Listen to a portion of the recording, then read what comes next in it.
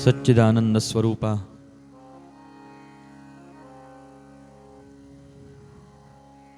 अनंत ब्रह्मांड नायिका जगत जननी भवानी जगदंबा, जिच्या कृपाशीर्वादाचा परिणाम गेल्या 4 दिवसांपासून या ठिकाणावरती श्रीमद देवी भागवताच्या माध्यमातून सत्संग चर्चा तुम्ही मी सारे भक्त भाविक या ठिकाणावरती करत आहोत. कालच्या उत्तर भागामध्ये तुम्ही मी कथाभाग श्रवण करत होतो.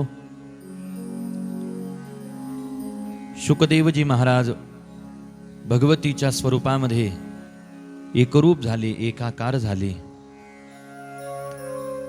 शुकदेवजी महाराजांच्या पुन्हा दर्शनाची इच्छा वेदव्यासजी महाराजांना झाली. भगवती भगवंताला वेदव्यासजी महाराजांनी प्रार्थना केली, परंतु छायारूपाने शुकदेवजी महाराजांचं दर्शन वेदव्यासजी महाराजांना प्राप्त झालं आणि पुत्रवियोगाने वेदव्यासजी महाराजांचं हृदय अतिशय व्याकुळ झालं. वेदव्यासजी महाराजांचं अंतःकरण आपल्या पुत्रवियोगाने अतिशय विव्हळ झालं. थोडीशी शंका आपल्या मनामध्ये येण्याची शक्यता आहे. एवढे दिवस तप करून सुद्धा शेवटी पुत्रवियोगामुळे वेदव्यासजी महाराजांना सुद्धा दुःख झालंच, मग आम्हाला वियोगामुळे दुःख होतं यात आश्चर्य काय आहे. परंतु वेदव्यासजी महाराजांचे पुत्र सामान्य पुत्र नाहीत. अशा पुत्रावर तर कोणीही जीव लावल महाराज, ज्यामध्ये कोणत्याही प्रकारची खोट नाही. शुकदेवजी महाराज म्हणजे हे खरं नाणं आहे. आपण ज्या लेकरा बाळांवरती आपलं प्रेम ग्रंथाच्या मतानुसार, संताच्या मतानुसार त्याला प्रेम म्हटलं जात नाही, त्याला मोह, त्याला आसक्ती, त्याला ममता म्हटली जाते. परंतु शुकदेवजी महाराजांसारखा पुत्र ज्या वेदव्यासजी महाराजांना प्राप्त झाला आणि अशा पुत्राला प्राप्त करून वेदव्यासजी महाराजांसारख्या पित्याचं, पुरुषाचं जीवन सुद्धा धन्य झालं. अहो, ज्यांच्या जन्माने वेदव्यासजी महाराजांना धन्यता वाटली, तर त्यांच्या जाण्याने वेदव्यासजी महाराजांच्या अंतःकरणामध्ये व्याकुळता उत्पन्न होणार नाही का? होईलच. परमसुखाचं दान ज्या शुकदेवजी महाराजांना पाहून प्राप्त करून वेदव्यासजी महाराजांना झालं, अशा शुकदेवजी महाराजांचा वियोग वेदव्यासजी महाराजांना झाल्यावर दुःख तर हे स्वाभाविक आहे, साहजिक आहे. याला कारण केवळ सामान्य पित्याची एखाद्या पुत्रामध्ये असती तशी ममता वेदव्यासजी महाराजांची शुकदेवजी महाराजांच्या संबंधात नाही. अशी विभूती पुत्र रूपाने माझ्या घरामध्ये, माझ्या आश्रमामध्ये जन्माला आली आणि अशा विभूतीचं पिता होण्याचं भाग्य मला प्राप्त झालं, ही भावना त्याच्या पाठीमागं आहे. वेदव्यासजी महाराजांचं अंतःकरण व्याकुळ झालं.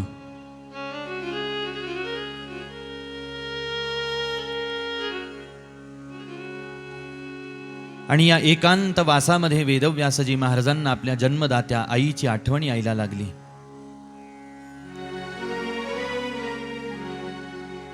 जिच्या पोटी आपण जन्माला आलेलो असतो, ती तुमची माझी साऱ्यांची आई. हे प्रत्येक लेकरासाठी, प्रत्येक पुत्रासाठी, प्रत्येक कन्येसाठी त्याची आई म्हणजे साक्षात भगवती जगदंबेचं, दुर्गेचं स्वरूपच असते.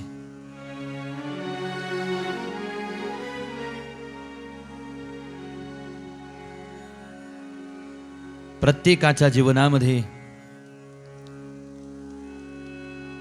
प्रत्येक पुत्राच्या, प्रत्येक कन्येच्या जीवनामध्ये भगवतीच आई म्हणून आजपर्यंत तुमचा माझा सांभाळ करत आलेली आहे. या जगतामध्ये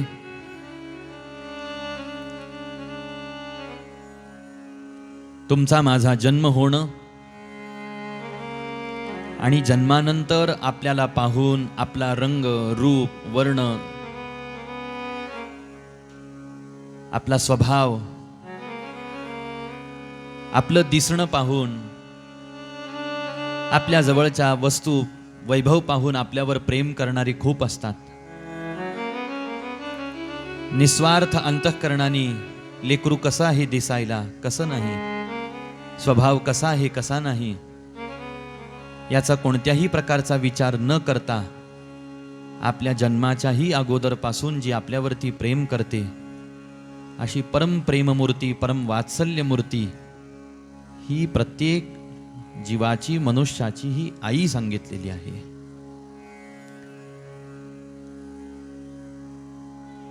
शास्त्र भगवंताचं महात्म्य जिथं वर्णन करतं, भगवतीचं महात्म्य जिथं वर्णन करत आहे, तेच शास्त्र, तेच पुराण, तेच संत वाङ्मय तुम्हाला मला, जिनं 9-10 महिने आपल्या उदरामध्ये वाढवलं, बाळांतपणाचे कष्ट सहन करून जिनं आपल्याला जन्म दिला,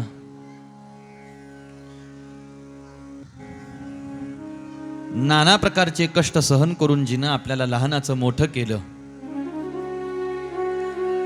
अशा आपल्या आईचं अर्थात मातेचंही महात्म्य ठिकठिकाणी शास्त्रांनी मुक्त कंठाने गायन केलं, संत वाङ्मयाने मुक्त कंठाने गायन केलं.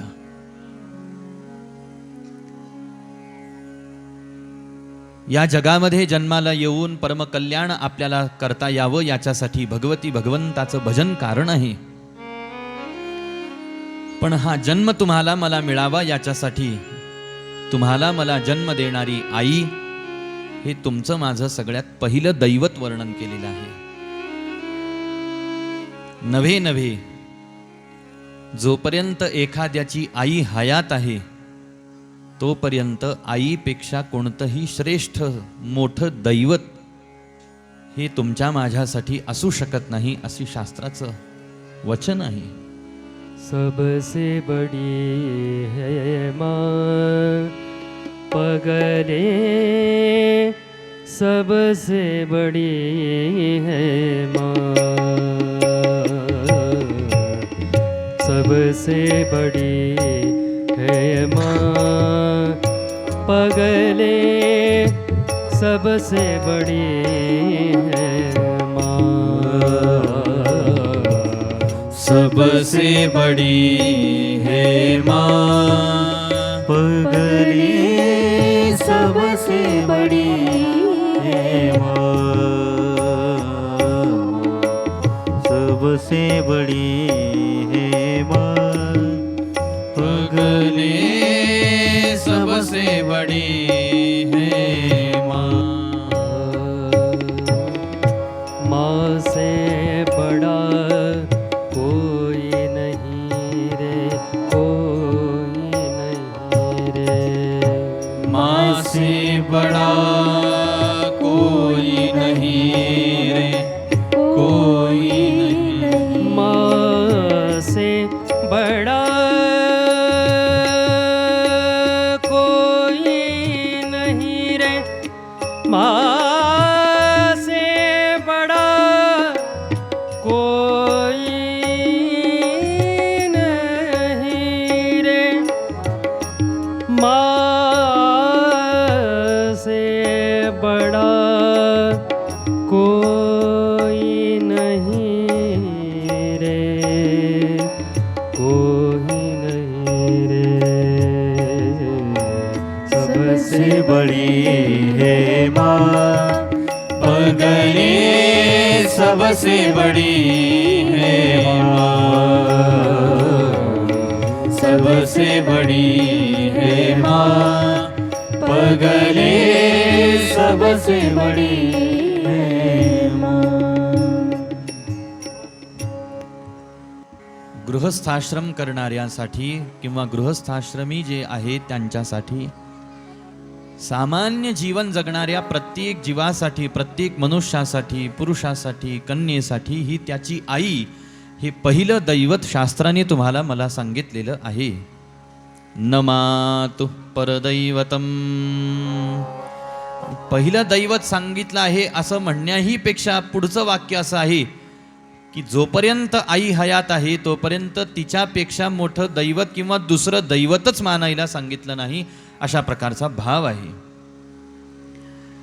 तोपर्यंत प्रत्येकाचं परम कर्तव्य हे सांगितलेलं आहे की जिच्या कृपेने मला हा देह मिळाला, जन्म मिळाला, जितक्या निस्वार्थ भावाने तिनं मला जन्माला घातलं आणि सांभाळलं, तितक्याच निस्वार्थ भावाने मला माझ्या आईची सेवा, मला माझ्या आईचं दर्शन कसं करता येईल याचा विचार प्रत्येकाने करणं नितांत आवश्यक आहे.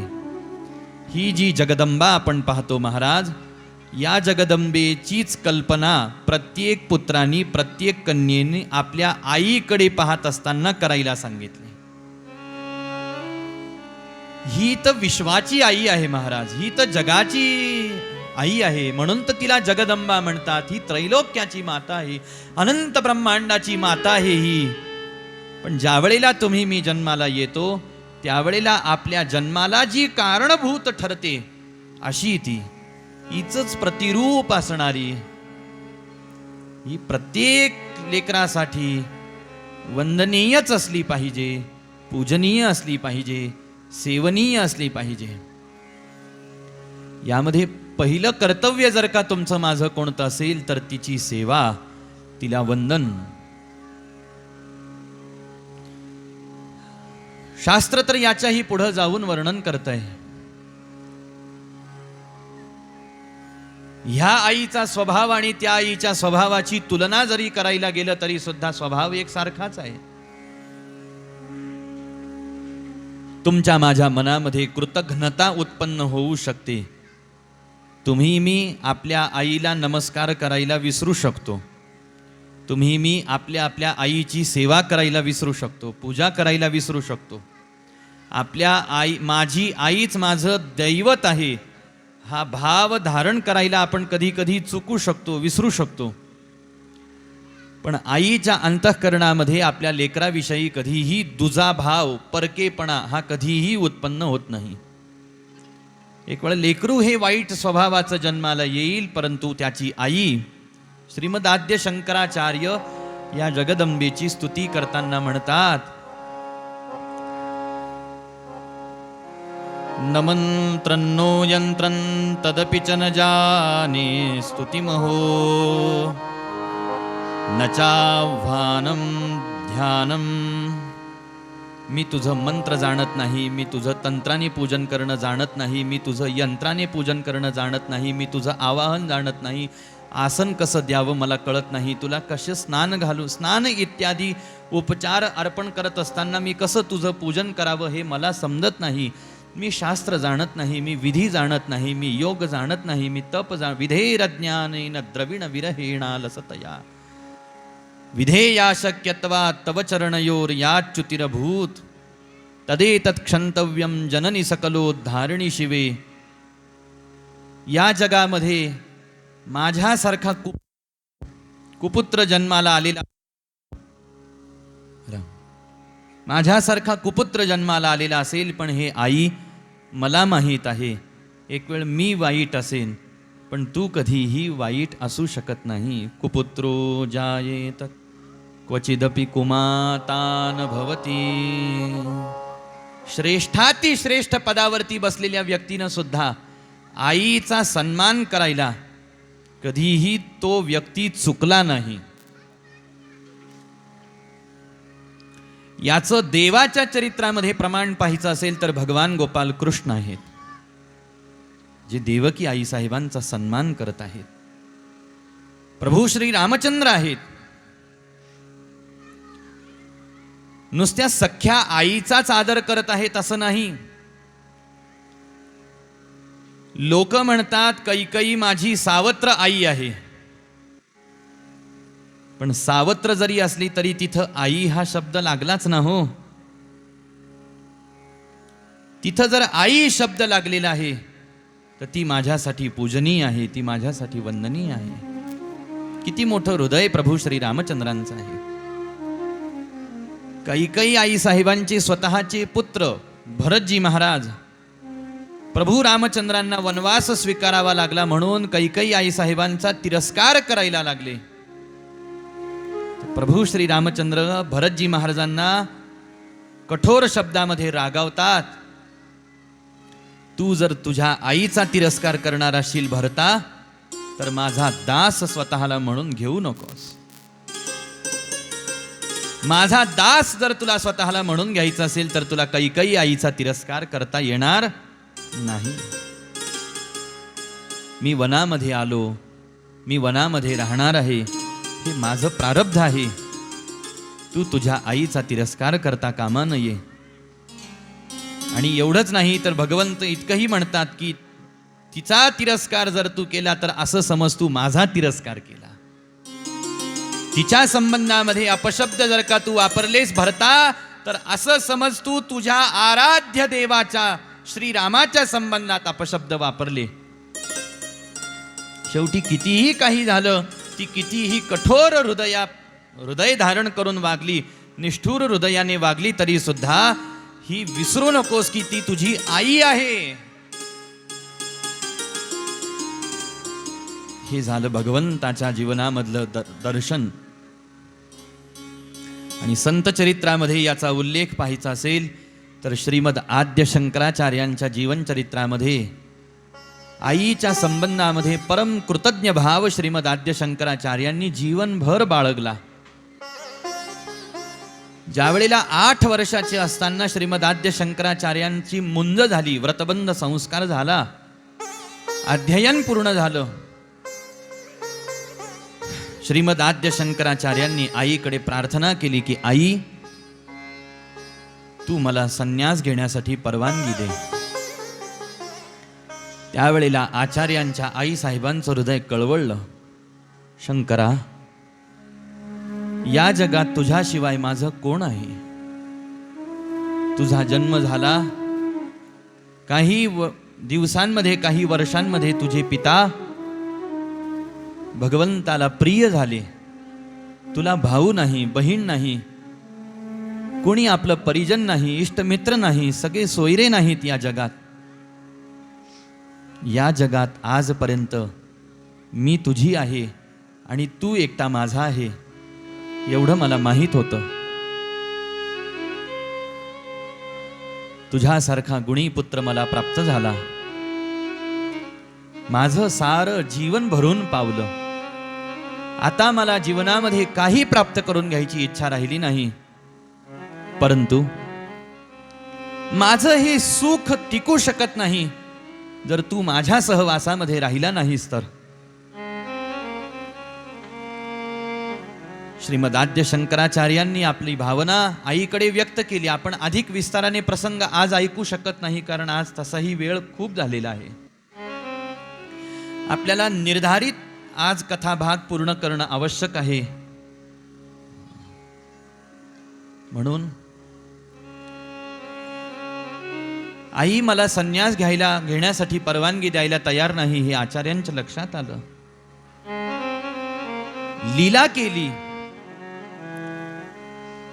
रोज नदीवरती तुंगभद्रेमध्ये स्नान करायला जायचे. एक दिवस अचानक एक भला मोठा मगर त्या नदीमध्ये आला आणि छोटासा शंकर नदीमध्ये स्नान करत आहे. त्यावेळेला त्या मगराने त्याचे पाय पकडले आणि तो त्याला ओढायला लागला. हे आईनं पाहिलं आणि आईचा जीव कासावीस झाला. धावाधाव करायला लागली, मदतीची याचना करायला लागली. आणि शंकराने नदीमधून सांगितलं, आई, तू मला संन्यास घ्यायला परवानगी दे. जर मी जिवंत राहावं असं तुला वाटत असेल, या मगराने मला खाऊ नये असं वाटत असेल, तर मला आत्ता या क्षणाला संन्यास घ्यायला परवानगी दे. आईनं विचार केला, कसं का होईना, माझं लेकरू या जगात राहणं आणि सुखात राहणं हे माझ्यासाठी हिताचं आहे, मला दुसरं काही नको. आईनं परवानगी दिली. शंकरा, अरे बाहेर ये बाबा, मी तुला संन्यास घ्यायला परवानगी देते. आणि शंकर बाहेर आले. आईला नमस्कार केला. आईनं शंकराला जवळ घेतलं. प्रश्न विचारला, शंकरा, तू मला सोडून संन्यास घेऊन जाशील, पण मी ज्या वेळेला मला तुझं स्मरण येईल त्यावेळेला मी काय करू. त्यावेळेला आईचा हात आपल्या हातामध्ये घेतला आणि शंकरांनी वचन दिलं, आई, ज्या वेळेला ज्या क्षणाला तुला माझं स्मरण येईल तू माझी आठवण काढ, माझं स्मरण कर. आई साहेब म्हणायला लागल्या, मी नाही तुला कधी बोलावलं किंवा नाही कधी तुला माझ्या समोर यायला भाग पाडलं तरी सुद्धा माझी एकच इच्छा आहे, ज्या वेळेला माझा मृत्यू घ्यायला आलेला असेल त्यावेळेला तू माझ्याजवळ उपस्थित राहा. आईला वचन दिलं. वर्णन असं आलं की शंकराचार्य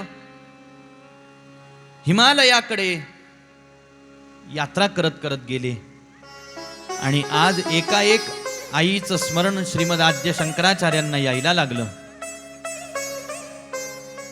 शास्त्र असं म्हणतं, ज्यांनी संन्यास घेतला ना त्यांनी कुणालाही नमस्कार करायची आवश्यकता नसते. ज्यांनी संन्यास घेतला त्यांनी त्याचे सर्व प्रकारचे कर्तव्य कर्म जे गृहस्थाश्रमी माणसाला असतात ते सगळे संपून जातात. श्रीमदाद्य शंकराचार्य आपल्या गावी वापस आले, आईची भेट घेतली, आईला दर्शन दिलं आणि समाधानाने आईचा देह शांत झाला. संन्यास परंपरा अशी सांगते की संन्यासाला कोणत्याही आपल्या प्रिय व्यक्तीच्या निधनोपरांत त्याला अग्निसंस्कार करण्याची परवानगी नाही. ही संन्यास धर्माची एक दंडक आहे. त्याला कोणाचाही अग्निसंस्कार करता येत नाही. परंतु श्रीमदाद्य शंकराचार्यांची एवढी आपल्या आईच्या संबंधामध्ये परमपूज्य भावना होती, स्वतःच्या हाताने आपल्या आईच्या देहाचा अंतिम संस्कार संन्यासोपरांत श्रीमदाद्य शंकराचार्यांनी संपन्न केला. जोपर्यंत माझी आई हयात आहे तोपर्यंत तिच्यापेक्षा पुढे जाऊन श्रेष्ठ दैवत नाही, हा भाव स्थापन केला, असा आदर्श तुम्हाला मला दिला. आज वेदव्यासजी महाराज एवढे ज्ञानवृद्ध, तपोवृद्ध, वयोवृद्ध झालेले आहेत, पण आज एवढ्या वर्षानंतर आपल्या जन्मदात्या आईची आठवण वेदव्यासजी महाराजांना यायला लागली. यावरून आईचं स्थान प्रत्येक व्यक्तीच्या जीवनामध्ये काय असतं किंवा काय असायला पाहिजे अशा प्रकारचा सामान्य भाव लक्षात घेणं तुमचं माझं फार गरजेचं आहे. विचार केला की आता या पुत्र वियोगामध्ये जो मी व्याकुळ होतो आहे, आता मी इथं राहू शकत नाही, आता आईच्या भेटीला गेलं पाहिजे. आणि वेदव्यासजी महाराज आपल्या जन्मस्थानाकडे निघाले. शौनकजी महाराजांच्या मनामध्ये प्रश्न उत्पन्न झाला की अशा वेदव्यासजी महाराजांचा जन्म कुठं झाला, कसा झाला, कुणाच्या उदरी झाला, तुम्ही मला सांगा. त्यावेळेला सूतजी महाराज कथा भाग वर्णन करून सांगायला लागले. पूर्व कालावधीमध्ये उपरीचर नावाचे एक राजे होते. अत्यंत आनंदपूर्वक राज्यकारभार सांभाळत होते. राजे साहेबांचा विवाह झालेला आहे. राजे साहेबांच्या धर्मपत्नीचं नाव गिरिका असं होतं. आपापसांमध्ये अतिशय प्रेम आहे दोघांचं एकमेकांच्या संबंधात. ज्यावेळेला गिरिकेला ऋतुकाळ प्राप्त झालेला आहे, याच प्रसंगात पतीच्या सहवासामध्ये राहण्याची इच्छा गिरिकेच्या अंतःकरणात प्रगट झाली.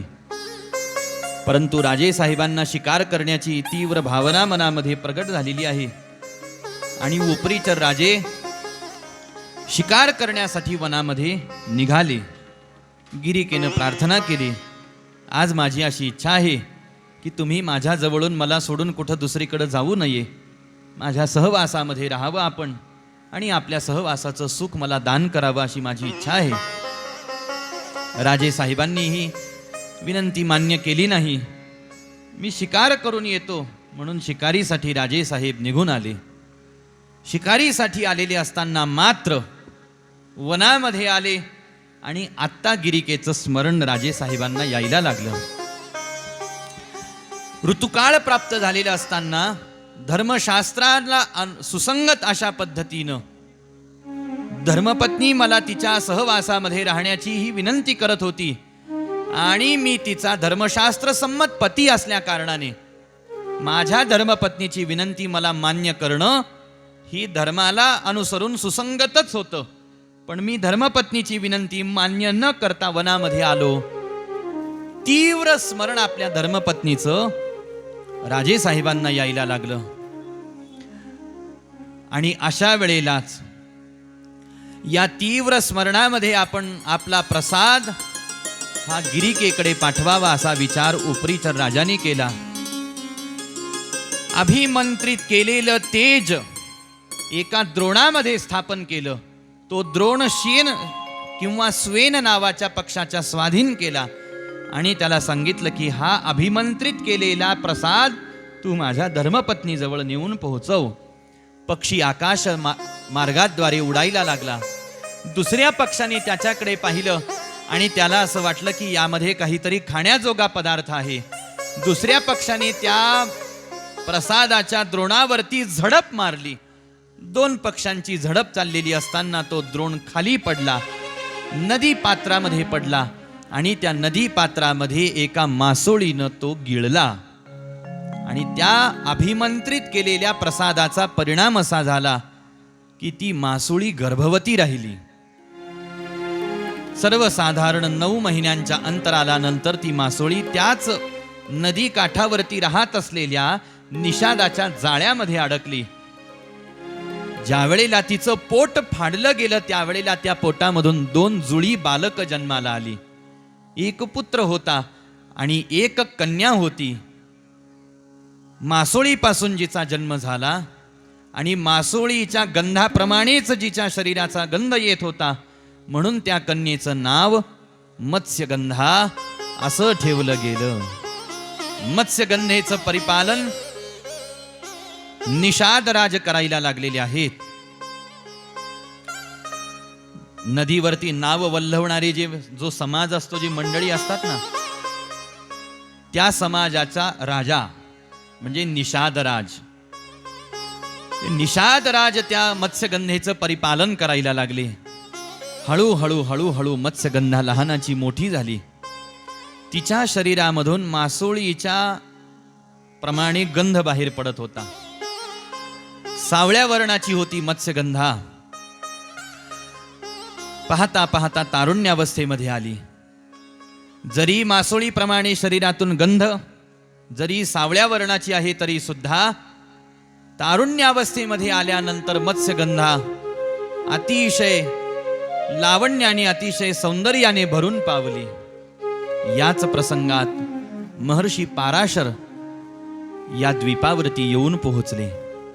महर्षी पाराशरांच्या सन्निधीमध्ये सहवासामध्ये मत्स्यगंधा राहायला लागली आणि याच महर्षी पाराशरांच्या कृपाप्रसादाद्वारे मत्स्यगंधेपासून जे अद्वितीय पुत्र जन्माला आले त्यांनाच आपण कृष्ण द्वैपायन महर्षी वेदव्यासजी महाराज म्हणून ओळखतो. महर्षी वेदव्यासजी महाराज की जय.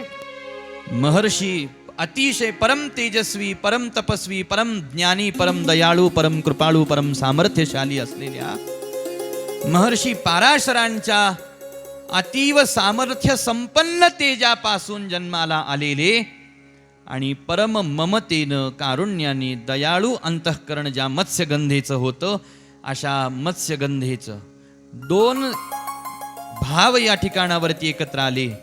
वेदव्यासजी महाराजांमध्ये महर्षी पाराशरांची बुद्धिमत्ता आणि मत्स्यगंधेच्या हृदयाची प्रेम भावना महर्षी वेदव्यासजी महाराजांना प्राप्त झाली.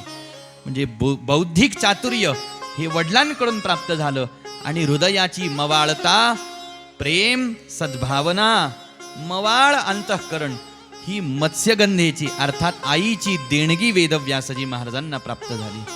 मत्स्यगंधा आणि महर्षी पाराशरांच्या या परमपवित्र अशा संयोगातून जन्माला आलेले आहेत महर्षी वेदव्यासजी महाराज. ज्या वेळेला पुत्राचा जन्म झाला त्यावेळेला मत्स्यगंधेला अनेक प्रकारचे आशीर्वाद दान करून आपल्या पुत्राला परम आशीर्वाद दान केलेले आहेत. आणि मत्स्यगंधेला सांगितलं, हे मत्स्यगंधे, तू ज्या पुत्राला जन्म दिलेला आहेस, हा पुत्र या जगतामध्ये परम ज्ञानी परम विख्यात होईल.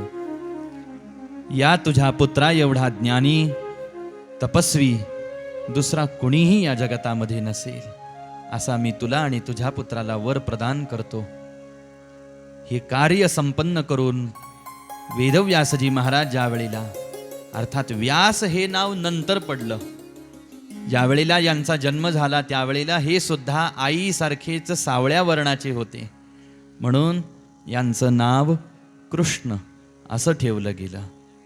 दिसायला अत्यंत साजरं गोजरं रूप होतं. कुणीही पाहिलं तरी सहज मन त्यांच्याकडे आकर्षित व्हायचं, म्हणून आईनं त्यांचं नाव कृष्ण असं ठेवलं. द्वीपावरती जन्म झाला म्हणून त्यांना द्वैपायन असंही म्हटलं गेलं. एक बोर खाऊन ज्यांनी तपश्चर्या केली म्हणून त्यांना बादरायण असंही म्हटलं गेलं. आणि त्यांनी समग्र वेदांचा विस्तार केला, पुराणांचा विस्तार केला, इतिहास ग्रंथाची रचना केली, म्हणून उत्तर काळामध्ये त्यांना व्यास असं म्हटलं गेलं. अशा अनेक नामांनी वेदव्यासजी महाराज तुम्हाला मला परिचित आहेत. आणि जसा आपण मगाशी शंकराचार्यांच्या जीवनामधला प्रसंग ऐकला, तत्संबंधानेच वेदव्यासजी महाराजही आपल्या आईला एक दिवस प्रार्थना करतात, आई, तू मला तपश्चर्या करायला जाण्याची परवानगी दे. अहो, मत्स्यगंधा विचार करायला लागली, माझं लेकरू द्वीपावरून बाहेर कुठंच गेलं नाही, याने जग पाहिलं नाही, माणसं पाहिले नाही, काहीच पाहिलं नाही. आपण तप करायला पाहिजे वगैरे वगैरे गोष्टी यांनी कुठून ऐकल्या, कशा याच्या मनामध्ये ही इच्छा उत्पन्न झाली, याचा विचार मत्स्यगंधा करायला लागले. पण त्याच वेळेला मत्स्यगंधेच्या लक्षात आलं, महर्षी पाराशरांपासून मला प्राप्त झालेली ही अद्वितीय संतती आहे. तप करण्याची ही आंतरिक प्रेरणा ही पित्याची देणगी आहे, हे मत्स्यगंधेच्या लक्षात आलं. आणि मत्स्यगंधा सुद्धा पुत्रवियोगाने व्याकुळ झालेली आहे. पण वेदव्यासजी महाराजांनी अर्थात कृष्णाने आपल्या आईला हे वचन दिलं, हे आई, ज्या वेळेला तू माझं स्मरण करशील त्यावेळेला मी तुझ्या समोर उपस्थित राहीन. आईला वचन देऊन तपश्चर्या करायला निघालेले आहेत. मत्स्यगंधेने प्रश्न विचारला, व्यासा, तुला कशासाठी तप करायचं आहे? आई, मला तप करून खूप ज्ञान संपादन करायचं आहे, मला खूप ज्ञानी व्हायचं आहे. बेटा, तुला कशासाठी ज्ञान संपादन करायचं आहे? ज्ञानी का व्हायचं आहे बेटा तुला? आई, या जगामध्ये किती किती जीव जन्माला आलेले आहेत, ज्यांच्या जीवनामध्ये ज्ञानाचा प्रकाश नाही, जे अज्ञानामध्ये जन्माला आले, अज्ञानामध्ये राहत आहेत आणि अज्ञानामध्येच त्यांचा मृत्यू होईल.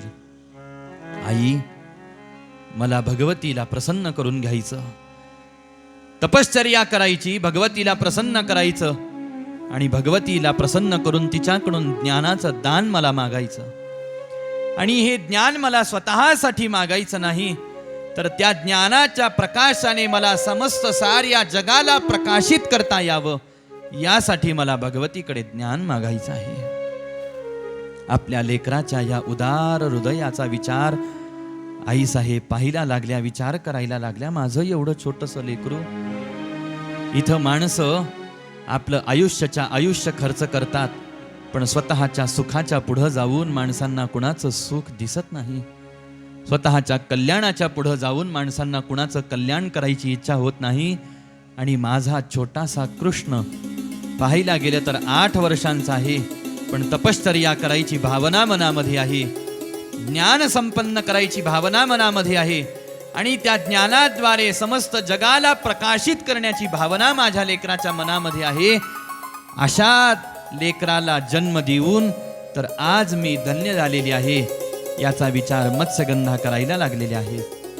आणि खरी गोष्ट आहे, इथं प्रत्येकाला आई प्राप्त होणं हे भाग्याचं लक्षण आपण मानलं मघाशी. आई हे परमदैवत आपल्या जीवनातलं मानलं आपण. परंतु या जगामध्ये ती आई सुद्धा तितकीच दैववान आणि तितकीच भाग्यवान असते, ज्या आईच्या उदरी वेदव्यासजी महाराजांसारखे संत, महात्मे, भगवत भक्त जन्म घेत असतात. कारण प्रत्येकच आईला भक्ताची आई होण्याचं भाग्य मिळेल असं नसतं बरं का.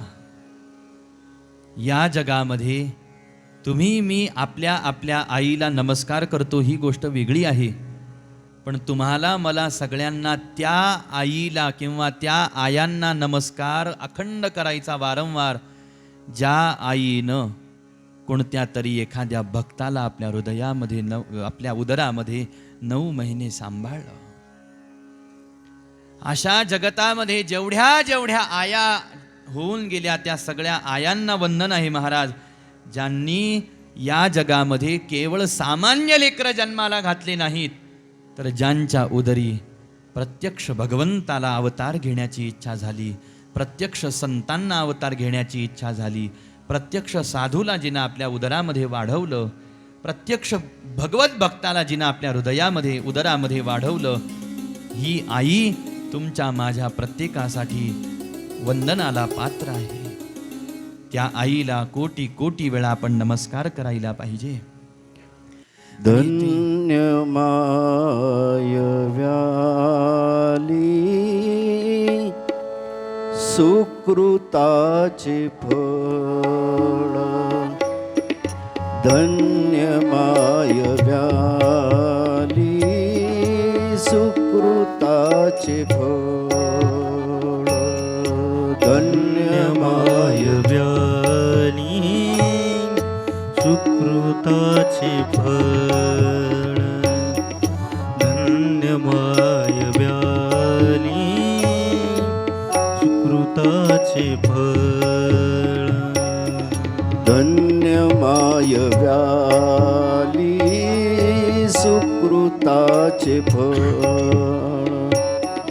धन्य माय व्याली सुकृताचे फळ, धन्य माय व्याली सुकृताचे फळ, धन्य माय व्याली सुकृताचे फळ, फळ ते निर्फळ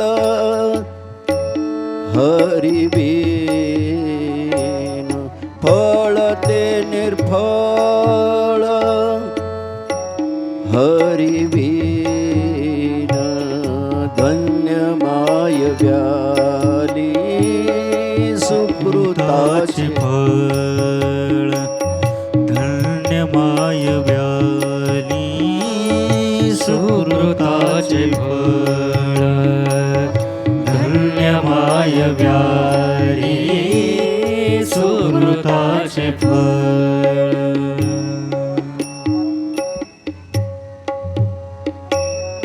जगाच्या कल्याणा संतांच्या विभूती, जगाच्या कल्याणा संतांच्या विभूती, देह कष्ट भीती परोपकारे, परोपकारे, देह कष्ट भीती परोपकारे, परोपकारे, जगाच्या कल्याणा संतांच्या विभूती, जगाच्या कल्याणा संतांच्या विभूती, जगाच्या कल्याणा संतांच्या विभूती. भूतांची दया हे भांडवल संता, भूतांची दया हे भांडवल संता भूताची दया हे भांडवल संता भूताची दया हे भांडवल संता आपुली ममता नाही देही नाही देही आपुली ममता नाही देही नाही देही जगाच्या कल्याणा संतांच्या विभूती जगाच्या कल्याणा संतांच्या विभूती जगाच्या कल्याणा संतांच्या विभूती तुका म्हणे सुख पराबिया सुखी तुका म्हणे सुख पराबिया सुखी तुका म्हणे सुख परावी सुखी तुका म्हणे सुख परावी सुखी अमृत हे मुखे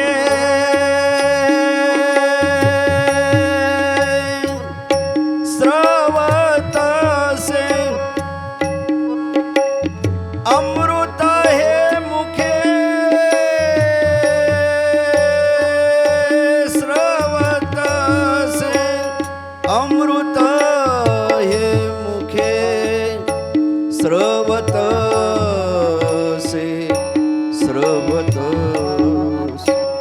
जगाच्या कल्याणा संतांच्या विभूती जगाच्या कल्याणा संतांच्या विभूती जगाच्या कल्याणा संतांच्या विभूती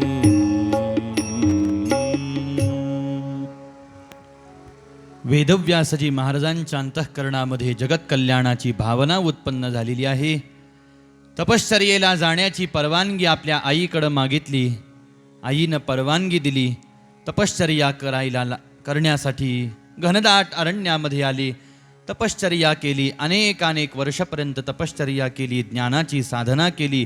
अनेक ग्रंथांची रचना केली. अनेक सत्शिष्य घडवले आणि या साऱ्या सत्शिष्यांच्या माध्यमातून सर्व भूमंडळामध्ये संपूर्ण भारतवर्षामध्ये वेदव्यासजी महाराजांनी वैदिक तत्त्वज्ञानाचा प्रचार वेदांच्या माध्यमातून, शास्त्रांच्या, वेदांताच्या, पुराणांच्या माध्यमातून, इतिहास ग्रंथांच्या माध्यमातून वैदिक तत्त्वज्ञानाचा प्रचार आणि प्रसार वेदव्यासजी महाराजांनी केला. आणि आता वयोवृद्धावस्थेपर्यंत वेदव्यासजी महाराज आलेले आहेत. लहान होते त्यावेळेला वेदव्यासजी महाराजांचा हा प्रवास, आणि तो प्रवासही एवढा सामान्य नाही, खडतर अशा प्रकारचा प्रवास वेदव्यासजी महाराजांचा सुरू झाला. आज आपण जीवनामध्ये धर्म पाहतो, धर्म सांभाळत आहोत किंवा धर्मानुसार कार्यकृती करत आहोत. काही बोलत आहोत, काही ऐकत आहोत, काही करत आहोत. हे सगळं बोलणं, हे सगळे शब्द बोलणाऱ्याच्या मुखात येतात. हे सगळे उपकार केवळ वेदव्यासजी महाराजांचे आहेत.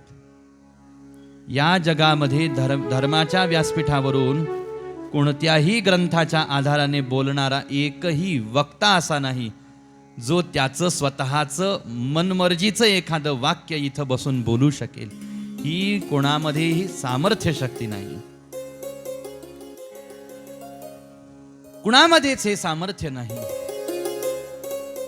जेवढे वक्ते इथं बसून कोणत्याही ग्रंथाच्या आधाराने बोलत आहेत, ते श्रीमद भागवत असो, देवी भागवत असो, शिवमहापुराण असो, महाभारत असो, हे जेवढे सारे काही ग्रंथ आहेत महाराज, हे सारे ग्रंथ एखादा व्यक्ती बोलतो आहे तर याला एक पहिलं कारण आहे. तो त्याच्या मनाचे शब्द बोलत नाही, तो वेदव्यासजी महाराजांच्या शब्दांच्या आधाराने बोलतो आहे. आणि दुसरं कारण आहे, व्यासपीठावर बसलेल्या वक्त्यावरती जोपर्यंत वेदव्यासजी महाराजांची कृपा होत नाही तोपर्यंत वक्त्याला सुद्धा बोलणं अवघड होऊन जातं, जड व्हायला लागतं. ज्यावेळेला ज्ञानोबाराय गीतेवरती भाष्य करण्यासाठी विराजमान झालेले आहेत त्यावेळेला, आणि मला गीतेच्या श्लोकांवरती आता बोलायचं आहे हे माऊलींच्या लक्षात आलं, त्यावेळेला दोघांचं स्मरण ज्ञानोबारायांनी अतिशय आवर्जून केलं आणि अतिशय सन्मानपूर्वक केलं. दोनच महात्मे ज्यांचं स्मरण ज्ञानोबाराय करताना दिसतात आपल्या सद्गुरूंनंतर. एक महात्मा निवृत्तीनाथ महाराज. तेणेची बोले मी सधरू जै सानुकुळू श्री गुरु ज्ञानदेवो म्हणे. इथं बसून मी जे बोलतोय किंवा इथं बसून जे मी बोलणार आहे या माझ्या शब्दांना एकच आधार आहे, माझे सद्गुरू. बाकी माझ्या शब्दाला दुसरा कोणी आधार नाही. गीतेच्या व्याख्यानासाठी आवश्यक तेवढे शब्द आणि त्या शब्दांची राशी माझे सद्गुरू मला पुरवतील. ते जेवढे शब्द मला पुरवतील त्या शब्दांच्या आश्रयाने मी गीतेवरती व्याख्यान करेन, भाष्य करेन, टीका करेन.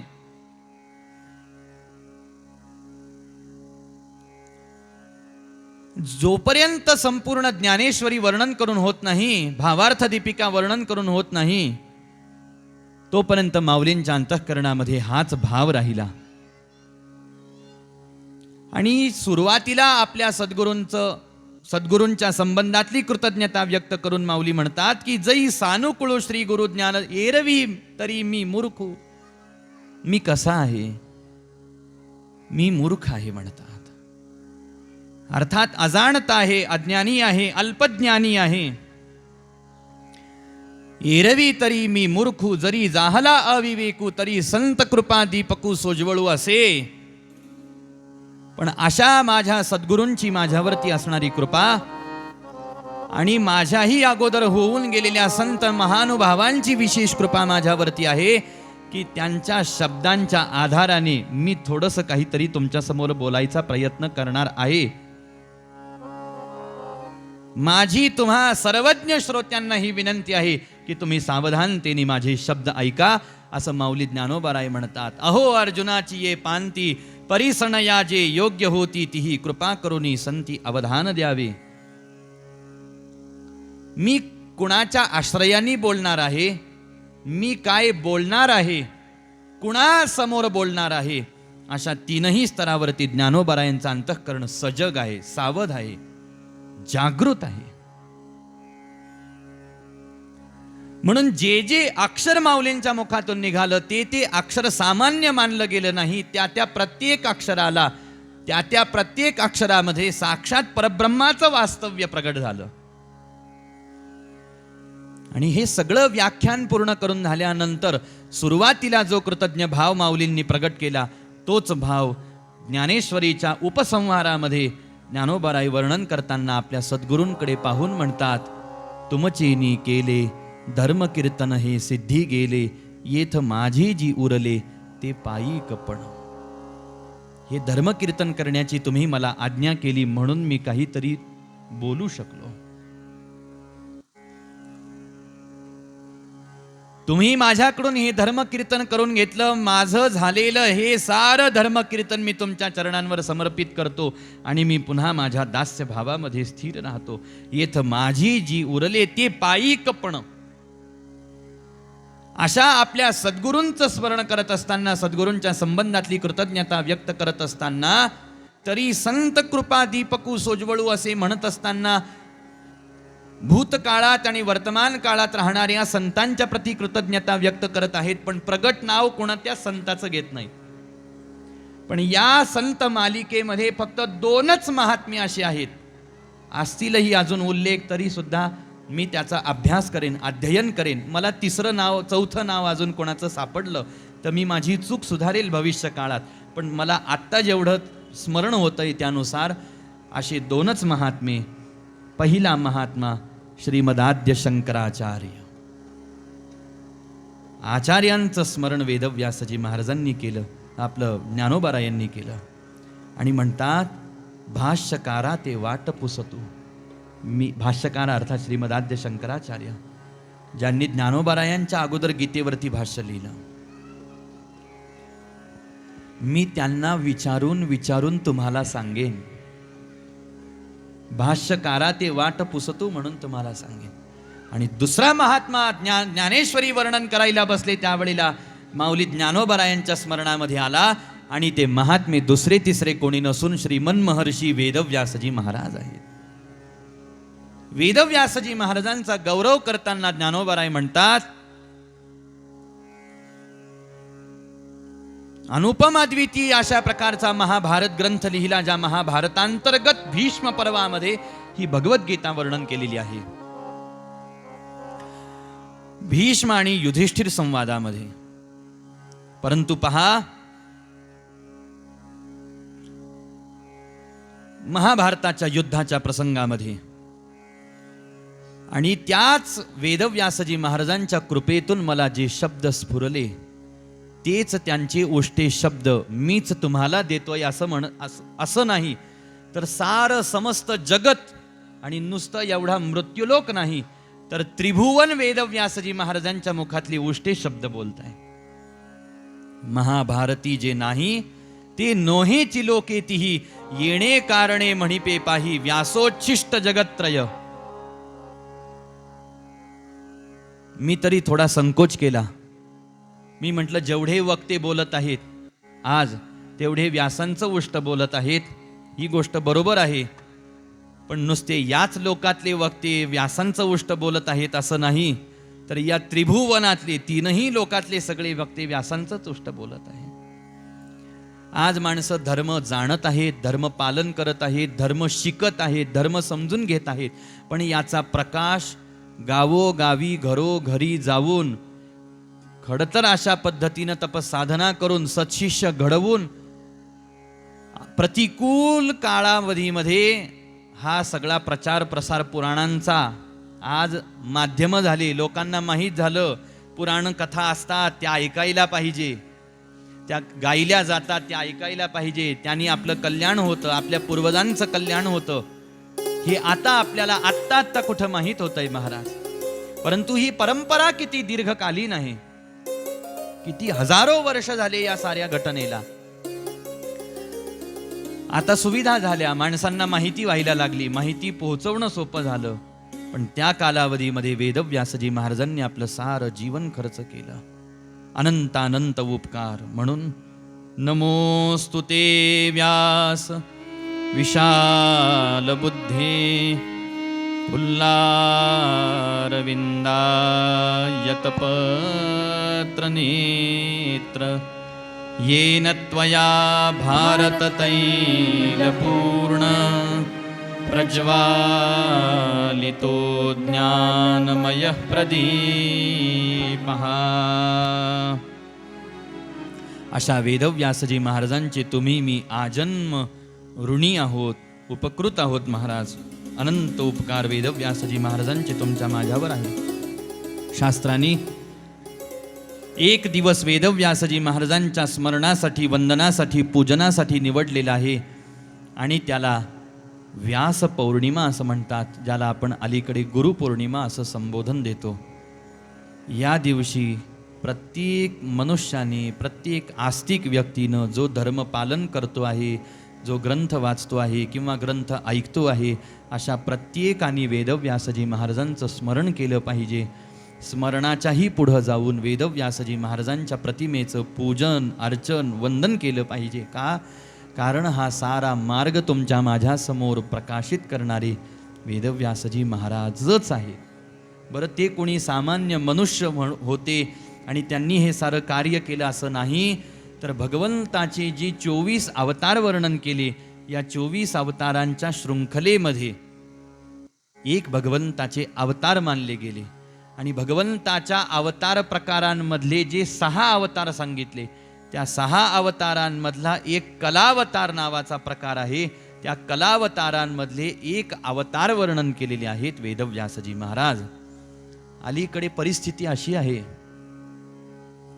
आपण सगळं करत आहोत, पूजा, दान, जप, होम, याग, तीर्थयात्रा, पण ज्यांनी हे सगळं शिकवलं आणि पोहोचवलं, ज्यांनी हे सगळं लिहून ठेवलं, सुरक्षित ठेवलं, त्या व्यासांनाच आज समाज विसरला. व्यासांचं स्मरण नाही कोणाला. वेदव्यासजी महाराजांची आठवण, स्मरण सोडा, पण हिम्मत करून एक वाक्य बोलतो, वेदव्यासजी महाराजांचा परिचय सुद्धा समाजाला नाही. परिचय नाही. कुणी लिहिले वेद? वेदांचा विस्तार कोणी केला? हे 18 पुराण कोणी लिहिले? इतिहास ग्रंथ कोणी तुमच्या माझ्यासाठी लिहिले? बरं, या साऱ्या ग्रंथांच्या माध्यमातून हजारो जीव आपलं कल्याण साधत आहेत ना? हो नाही असं थोडीच. आपण आनंदाने पुराण गातोय, आपण आनंदाने पुराण ऐकतोय, पण ज्यांच्या कृपेने हा वेदमार्ग इथपर्यंत आला त्या व्यासांना विसरून कसं चालेल? आणि त्यांची ओळख न ठेवून कसं चालेल? हा एवढ्या सगळ्या चिंतनाचा मुख्य भाव आहे. अशा वेदव्यासजी महाराजांनी जीवनभर तपसाधना करून ज्ञान साधना केली. तुमच्या माझ्यासाठी ज्ञानाचा मार्ग खुला केला. ज्ञान प्रकाश प्रज्वालितो ज्ञानमय प्रदीपः, ज्ञानाचा दिवा तुमच्या माझ्यासाठी त्यांनी लावून ठेवला. कशाच्या माध्यमातून? महाभारतासारख्या ग्रंथाच्या माध्यमातून असं वर्णन केलं. म्हणून धन्य आहे वेदव्यासजी महाराज, आणि अशा वेदव्यासजी महाराजांना जन्म देणारी त्यांची माता धन्य आहे. म्हणून त्यांनाही आपण कोटी कोटी वेळा वंदन करू, आणि त्यांना जन्म देणाऱ्या आईला सुद्धा आपण कोटी कोटी वेळा वंदन करू. सद्गुरुनाथ महाराज की जय. ही सारी जन्मकथा ऐकली, शौनकांना परमानंद झाला. सूतजी महाराज या साऱ्या कथेची फलश्रुती वर्णन करतात. जो ही कथा श्रवण करतो त्याचे सर्व दोष या कथेच्या श्रवणाद्वारे नाहीसे होतात. ही कथा ऐकून शौनकांना आनंद झाला, आणि मनामध्ये आणखीन प्रश्न उत्पन्न झाले, ते मत्स्यगंधेच्या संबंधामध्ये आणि ते राजा शंतनूच्या जीवनचरित्राच्या संबंधामध्ये. कारण म्हटले, आम्ही असं ऐकलंय की यानंतरच्या काळात मत्स्यगंधेचा विवाह शंतनू राजांसोबत झाला. हे शंतनू राजे कुणाचे पुत्र? यांचा विवाह गंगा मातेसोबत झाला असं सुद्धा आम्ही ऐकलं. मत्स्यगंधेसोबत सुद्धा झाला असंही आम्ही ऐकलं. यांच्यापासून कशी कशी संतती यांना प्राप्त झाली शंतनू राजांना, हा सगळा शंतनू राजांच्या चरित्राचा भाग आम्हाला वर्णन करून सांगाशी प्रार्थना केली. आणि सूतजी महाराज वर्णन करून सांगायला लागले. पूर्व कालावधीमध्ये इक्ष्वाकू वंशामध्ये महाभीष नावाचे एक राजे होऊन गेले. परमप्रतापी आणि परम तेजस्वी अशा प्रकारचे हे महाभीष नावाचे राजे होते.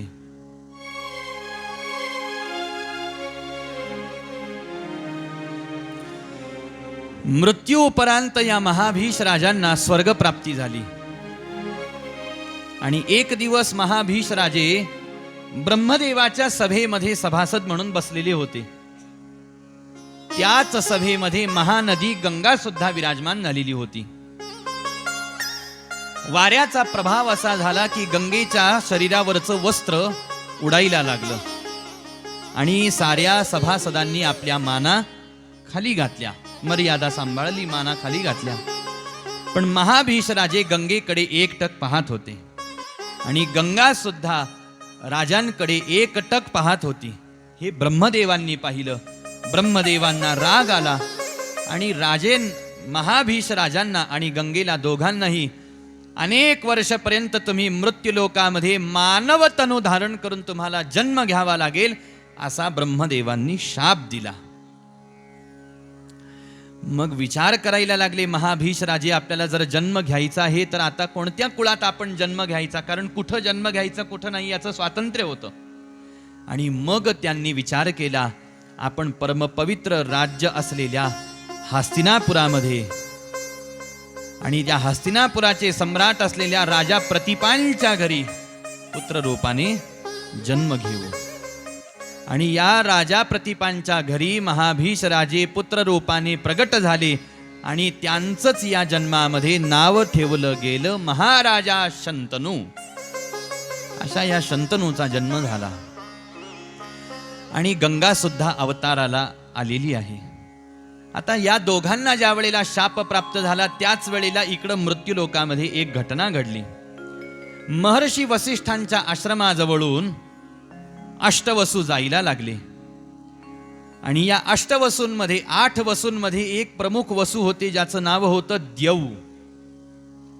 या द्यौची एक धर्मपत्नी होती. त्या धर्मपत्नीनं वसिष्ठांच्या आश्रमामध्ये असलेली नंदिनी नावाची गाय पाहिली आणि त्या नंदिनीचं फार मोठं महात्म्य तिनं श्रवण केलं आणि ती नंदिनी मला मिळाली पाहिजे अशी तिनं आपल्या पतीकडे कामना व्यक्त केली. आणि धर्मपत्नीच्या हट्टाला भुलून त्या अष्टवसूंनी आणि त्याच्यातही प्रमुख असलेल्या द्यौ नावाच्या वसूंनी ती महर्षी वसिष्ठांची नंदिनी नावाची गाय हरण केली. महर्षी वसिष्ठ आपल्या आश्रमामध्ये आले आणि पाहतात तर काय, आपल्या आश्रमामध्ये गोशाळेमध्ये नंदिनी नाही. आणि अंतर्ज्ञानाने महर्षींनी जाणलं की नंदिनी कुठं आहे. त्यावेळेला लक्षात आलं की या वसूंनी ही नंदिनी चोरून नेलेली आहे. आपली स्त्रीच्या हट्टाला भुलून ही नंदिनी चोरून नेलेली आहे. महर्षी वसिष्ठांना राग आला आणि त्या अष्टवसूंना शाप दिला की तुम्हाला नर्तनू धारण करून मृत्यूलोकामध्ये जन्म घ्यावा लागेल. सगळ्यांनी ऋषींची क्षमा प्रार्थना केली. म्हटले आमच्याकडून अपराध झाला, तुम्ही आम्हाला उशाप द्या म्हटले काहीतरी. त्यावेळेला त्यांनी उशाप दिला. म्हटले बाकीची जी 7 वसू आहेत ना, ही 1 वर्षापर्यंत फक्त मानव तनू धारण करून यांना जन्म घ्यावा लागेल. पण तुमच्यातला जो प्रमुख 8वा वसू आहे ना, याला अनेक वर्षापर्यंत मृत्यूलोकामध्ये मानव तनू धारण करून राहावं लागेल. हे जे 8वे वसू होते ना, ज्यांचं नाव द्यौ असं होतं, आता यांनी विचार केला आपण कुठं जन्म घ्यावा. आणि त्याच वेळेला गंगेला ब्रह्मसभेतून मृत्यूलोकाकडे येताना पाहिलं आणि त्या 8 वसूंनी गंगेला प्रार्थना केली की हे गंगे, तुलाही शाप मिळाला, आम्हालाही शाप मिळाला. तूही अवताराला येणार आहेस, आम्हालाही कोणत्या तरी आईची गरज आहे. तू एक काम कर म्हटले, तूच आमची आई हो, आम्हाला एक एक करून जन्म दे आणि ज्या ज्या वेळेला आम्ही जन्माला येऊ त्या त्या वेळेला तू जन्माला आल्याबरोबर नदीच्या पात्रामध्ये तू आम्हाला प्रवाहित करून टाक, जेणेकरून आम्ही पुन्हा आमच्या लोकाला जाऊ शकू. असा हा सगळा ठराव झाला. अशी ही सगळी पूर्वशापित मंडळी जन्माला आली. राजा शंतनू जन्माला आले आणि एक दिवस गंगेच्या किनारी भटकंती करण्यासाठी आलेल्या महाराजा शंतनूने अद्वितीय रूप लावण्य संपन्न यौवना असलेल्या महानदी गंगेला आपल्या डोळ्यांनी पाहिलं आणि मनोमन गंगेवर शंतनू राजांचं प्रेम झालं. शंतनू राजे गंगेच्या सन्मुख आले. गंगेनंही राजाचं अप्रतिम अलौकिक रूप लावण्य सौंदर्य पाहिलं. आणि नुसतंच सौंदर्य होतं असं नाही, तर महाराजा शंतनू हे परमप्रतापी आणि महापराक्रमी सम्राट होते. राजा प्रतिपानंतर हस्तिनापूरचं साम्राज्य हे शंतनूंनी आपल्या भरभक्कम खांद्यावरती सांभाळलं, पेलून धरलेलं होतं. आणि असा पुरुषार्थी पती मला प्राप्त होणार आहे याचा गंगेला आनंद झाला. आणि राजा शंतनूनं विवाहाची मागणी गंगेला घातली. हे गंगे, तू माझ्याशी विवाह करशील का? म्हटले तुमच्यासारखा पती कोणाला नको आहे, मी तुमच्याशी विवाह करायला तयार आहे, पण माझी एक छोटी अट आहे. म्हटले काय अट आहे? काय अट आहे? म्हटले विवाह झाल्यानंतर मी जे करेन त्या माझ्या करण्याला तुम्ही कधी रोकायचं नाही, टोकायचं नाही. आणि मला प्रश्न सुद्धा विचारायचा नाही की मी असं का करते आहे. जर तुम्ही मला यदा कदाचित माझ्या कृतीला पाहून रोकलं, टोकलं आणि प्रश्न विचारला तर मी तुम्हाला कायमची सोडून निघून जाईल. अट मान्य केली शंतनू राजांनी. गंगेसोबत राजांचा विवाह संपन्न झाला आणि विवाहानंतर आनंदात गृहस्थाश्रम सुरू झाला. पहिलं लेकरू जन्माला आलं आणि जन्माला आलेलं आहे ही वार्ता राजाला कळाली. शंतनूला आनंद झाला, पण त्याच जन्माला आलेल्या पहिल्या रात्रीच गंगेनं ते बाळ आपल्या हाताने उचललं. राजमहालाच्या बाहेर गंगा वाटचाल करायला लागली आणि अंधाऱ्या रात्रीच्या समयाला ते बाळ नदीच्या प्रवाहामध्ये तिनं सोडून दिलं. शंतनू राजांनी पाहिलं, पाठलाग केला की कुठं या तान्हुल्या लेकराला घेऊन गंगा चाललेली आहे. पण पाहिलं तरी हिनं आपल्या तान्हुल्या पोटच्या लेकराला नदी पात्रामध्ये वाहून दिलेलं आहे. दुःख झालं शंतनू राजांना, पण प्रश्न विचारू शकत नव्हते, रोकू टोकू शकत नव्हते. असं एक वेळेला नाही झालं महाराज, असं तब्बल 7 वेळेला झालं. शंतनू राजांपासून गंगेला 7 पुत्रांची प्राप्ती झाली. 7ही लेकरं जन्माला आले. आल्याबरोबर जन्माला आल्याच्या पहिल्याच रात्री गंगेनं ते 7ही पुत्र नदी प्रवाहामध्ये प्रवाहित करून टाकलेले आहेत. 8व्यांदा पुत्र प्राप्ती झाली आणि शंतनू पाहायला लागले गंगा आता काय करते. त्या 8व्याही बाळाला घेऊन गंगा निघाली आणि या वेळेला मात्र शंतनू राजांना राहवलं नाही आणि नदी प्रवाहामध्ये बाळाला ती प्रवाहित करणार. एवढ्या वेळात शंतनूनं आवाज दिला, गंगे. आणि गंगेनं पाठीमागं वळून पाहिलं. राजे उभे होते आणि राजा साहेबांनी आज मात्र गंगेला प्रश्न विचारला, गंगे तू आपल्या लेकरांची हत्या किंवा वध का करते आहेस, या प्रश्नाचं मला उत्तर दे.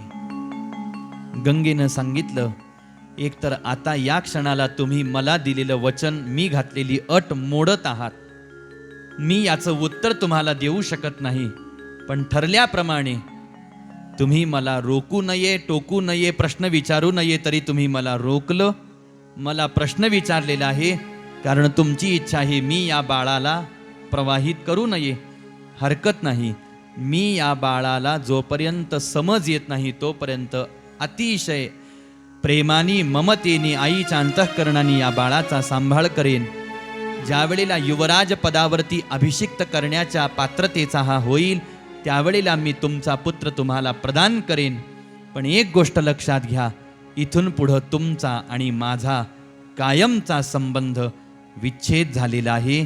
आता मी तुमच्या सोबत राहू शकत नाही. आणि गंगेपासून राजा शंतनूला हे जे 8वे पुत्र प्राप्त झाले, याच पुत्राचं नाव देवव्रत असं ठेवलं गेलं. देवव्रत हे पित्याप्रमाणेच अत्यंत पराक्रमी असे होते, क्षात्र तेजाने सुसंपन्न असे होते आणि आईच्या सौंदर्याने देवव्रताला सुद्धा त्याच प्रकारचं परम अप्रतिम सौंदर्य प्राप्त झालेलं होतं. जोपर्यंत देवव्रत लहानाचे मोठे होत नाही तोपर्यंत गंगेने देवव्रताचा सांभाळ केला. ज्या वेळेला देवव्रत युवराज पदावरती अभिषेक करण्याच्या पात्रतेचे झाले आणि वैशिष्ट्य असं देवव्रताचं की भगवान श्री परशुरामांकडून सारी धनुर्विद्या देवव्रताला प्राप्त करून घेतली गंगेने. साक्षात परशुरामांचे सत्शिष्य म्हणून प्रकाशित झाले देवव्रत. आणि यथायोग्य समयाला शंतनू राजांच्या स्वाधीन देवव्रताला केलं आणि गंगा निघून गेलेली आहे.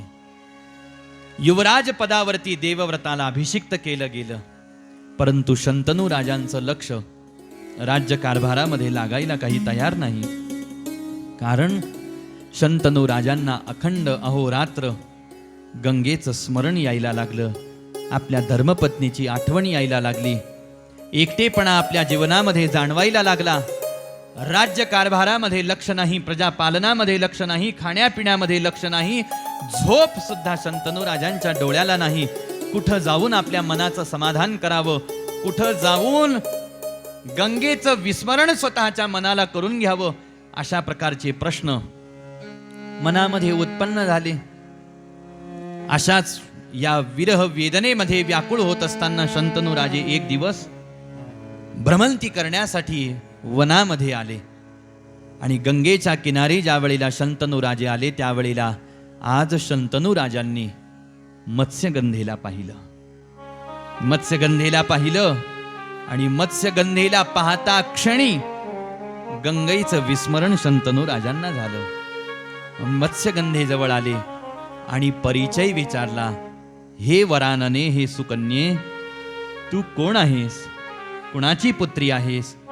तू दिसायला एवढी सुंदर आहेस आणि अशा या वनामध्ये, अरण्यामध्ये तू एकटी काय करते आहेस? त्यावेळेला मत्स्यगंधेने आपला परिचय दिला. याच वनामध्ये, याच नदीकाठी राहणाऱ्या निषाद राजाची मी कन्या आहे. माझं नाव मत्स्यगंधा असं आहे. शंतनू राजे म्हणायला लागले, मी हस्तिनापूरचा सम्राट महाराजा शंतनू आहे. हे मत्स्यगंधे, मला तू आवडलेली आहेस. मला तुझ्याशी विवाह करायची इच्छा आहे. तू माझ्यासोबत विवाह कर. हस्तिनापूरची साम्राज्ञी होशील. त्यावेळेला मत्स्यगंधा म्हणायला लागली, महाराज, आता इथं फार मोठा विलक्षण आदर्श मत्स्यगंधेने दिला.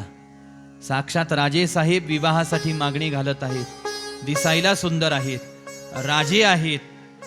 म्हणजे विवाहानंतर वैभवाला, सुखसोयीला, धनधान्याला कोणत्याही प्रकारची कमतरता नाही. अलंकारांना, वस्त्र प्रावरणाला कोणत्याही प्रकारची कमतरता नाही. म्हणून आता चटकन हो म्हणायला काय हरकत आहे? चांगली सुसंधी आपल्याला मिळाली. पण मर्यादा काय सांगते हे मत्स्यगंधेने दाखवून दिलं. आणि मत्स्यगंधा म्हणायला लागली, महाराज, मी माझ्या वडिलांना जोपर्यंत ही गोष्ट सांगणार नाही आणि माझे वडील जोपर्यंत या संबंधाला मान्यता देणार नाही, तोपर्यंत मी विवाहासाठी तुम्हाला होकार देऊ शकत नाही. म्हटले, माझ्या वडिलांकडे जाऊन तुम्ही विवाहाची याचना करा. काही हरकत नाही म्हटले, मी यायला तयार आहे. निषाद राजाकडे शंतनू राजे आले आणि आपला मानस व्यक्त केला. मला तुमची कन्या मत्स्यगंधा पसंत आहे. तिच्यासोबत विवाह करण्यासाठी तुम्ही मान्यता द्या. त्यावेळेला ती माझ्यासोबत विवाह करेल. आता निषाद राजाला सगळं माहीत होतं की शंतनू राजांचा अगोदर गंगेसोबत विवाह झालेला आहे. गंगेपासून शंतनू राजाला देवव्रत नावाचा एक पुत्र आहे. निषाद राज म्हणायला लागले, हे महाराजा, तुम्हाला माझ्या कन्येसोबत विवाह करायचा असेल तर माझी एक अट आहे. म्हटले, काय अट आहे? विवाहानंतर मत्स्यगंधेपासून तुम्हाला जी संतती होईल तीच या राज्याची उत्तराधिकारी असेल. गंगेपासून जो देवव्रत नावाचा पुत्र झाला त्याला राजगादीचा अधिकार भेटू नये. माझ्या कन्येच्या मुलालाच तो भेटावा, ही माझी अट आहे. ही अट ऐकली. शंतनू राजांना दुःख झालं. काहीच न बोलता शंतनू राजे राजमहालात आले. पण मनामध्ये मत्स्यगंधेचं स्मरण जायला तयार नाही. पण माझ्या सुखासाठी मी माझ्या पितृसेवक असलेल्या देवव्रतावरती का अन्याय करू? अशा धर्मसंकटात शंतनू राजे अडकले. मत्स्यगंधेसोबत विवाह करायची तर इच्छा आहे, परंतु तिच्यापासून होणाऱ्या संततीला राज्य देण्याची इच्छा नाही. राज्य प्रदान करायची वेळ आली तर मी माझं राज्याचा उत्तराधिकारी देवव्रतालाच करेन, ही शंतनू राजांची इच्छा होती. पण पुन्हा एकदा दुसऱ्यांदा आपल्या वडिलांचं लक्ष आता राज्यकारभारामध्ये नाही, खाण्यापिण्यामध्ये नाही, विश्रांतीमध्ये नाही, कुठंतरी गहन विचारामध्ये आपले वडील निघून गेलेले आहेत हे देवव्रताच्या लक्षात आलं. वडिलांना प्रश्न विचारला, बाबा तुम्हाला काय झालेलं आहे? परंतु संकोचापोटी शंतनूराजे काही बोलायला तयार नाहीत आणि देवव्रतांनाही काही पुढे विचारता येईना.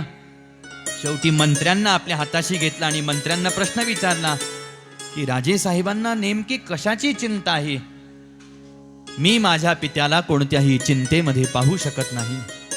माझ्यासारखा परमपराक्रमी प्रतापी पुत्र या जगामध्ये जन्माला आलेला असताना, हो प्रताप असो अथवा नसो, कोणत्याही पुत्राने आपल्या माता पित्याची चिंता दूर करण्यासाठी प्राणपणाने प्रयत्न करायला पाहिजे. हे जन्माला आलेल्या प्रत्येक पुत्राचं कर्तव्य असतं. त्यात माझ्याकडे सामर्थ्य आहे, बळ आहे, पराक्रम आहे आणि मी माझ्या वडिलांचं दुःख चिंता दूर करू शकलो नाही तर त्यांच्या कृपेनं प्राप्त झालेल्या माझ्या या देहाला आणि या जगण्याला काय अर्थ आहे?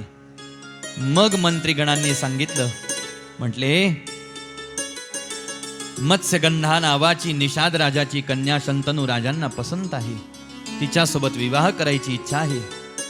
परंतु निषाद राजाने अशा प्रकारची अट घातलेली आहे, ती अट राजाला मान्य नाही. ही वार्ता कळाल्या बरोबर देवव्रत निषाद राजाकडे येऊन पोहोचले आणि प्रार्थना केली निषाद राजांना, हे निषाद राजा, मी शंतनू राजांचा पुत्र देवव्रत आहे. तुम्ही तुमची कन्या माझ्या वडिलांना दान करावी अशी माझी तुमच्याकडे प्रार्थना ही विनंती आहे. निषाद राज म्हणायला लागले, युवराज, तुम्ही किती मोठ्या उदार हृदयाचे आहात, अंतःकरणाचे आहात. अहो, विवाहाचं वय त्यांचं आहे का तुमचं आहे? गृहस्थाश्रमात प्रवेश करण्याचे दिवस त्यांचे आहेत का तुमचे आहेत? तुमची विवाहाची इच्छा असेल तर माझी मत्स्यगंधा मी तुम्हाला दान करायला तयार आहे. या क्षणाला बोला, होकार आहे का? देवव्रत म्हणायला लागले, ज्या क्षणाला माझ्या पित्याने तुमच्या कन्येकडे पाहिलं त्याच क्षणाला ती माझी आई झालेली आहे. मी तिच्यासोबत विवाह करू शकत नाही. तुम्हाला दान करायचे असेल तर तुमची कन्या माझ्या वडिलांना तुम्ही दान करा. म्हटले, मग अट मान्य करावी लागेल. म्हटले, मी अट मान्य करायला तयार आहे. मी आजन्म हस्तिनापूरच्या गादीचा दास म्हणून जीवन जगेल. उत्तराधिकारी या गादीचा मी होणार नाही. या गादीचा उत्तराधिकारी तुमच्या कन्येपासून होणारा पुत्रच होईल, हे मी तुम्हाला वचन देतो. पण या वचनाने सुद्धा निषाद राजाचं समाधान नाही झालं. निषाद राज म्हणायला लागले, अहो, तुम्ही राजगादीचा त्याग केला, पण तुम्ही सुद्धा कधी ना कधीतरी विवाह करताल. तुम्हाला संतती होईल, तुमचे लेकरं राजगादीवरती आपला हक्क सांगायला येतील. त्यावेळेला माझ्या कन्येच्या मुलांनी काय करायचं आणि त्यांच्या मुलांनी काय करायचं? आता हे निषाद राजाचं वाक्य ऐकल्यावरती देवव्रतांनी एक भीषण प्रतिज्ञा घेतली.